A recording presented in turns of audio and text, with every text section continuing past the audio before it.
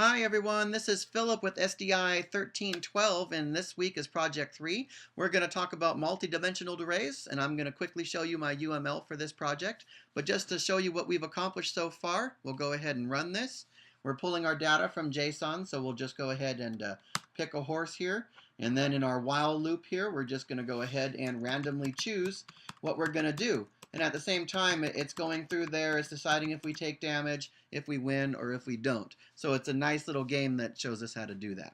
So what went well for me this week was, of course, the multi-dimensional arrays, assigning those out. Let me make this bigger so you can see it.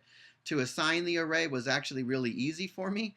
I was able to create one array right here by assigning it the the environment hazard and the bonus modifier. And then I was also able to return an array with my chosen values that I want to search, as well as their related hazards. So that actually is a multi-dimensional array. That was the easy part.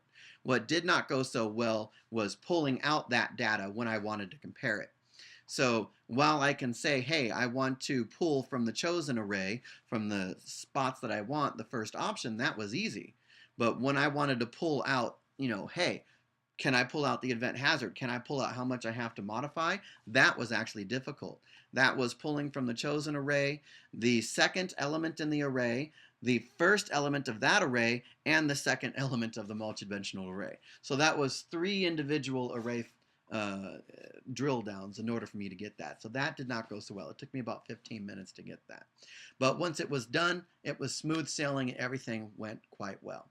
And so that's what I wanted to cover today. What can we do in Project 4 to make life a little bit easier? Well, in Project 4, we're going to be talking about doing code libraries and things like that. And I love classes and code libraries. And as we can see here, we have a numTools class and we have a stringTools class. And inside of those classes, I have individual functions that I can reference that work. And when they work, you're able to references by creating new instances of those classes or new objects to use, and then calling them just like you would any other method on anything built into JavaScript. So I think that is going to be really fun next week, and I look forward to showing you guys that.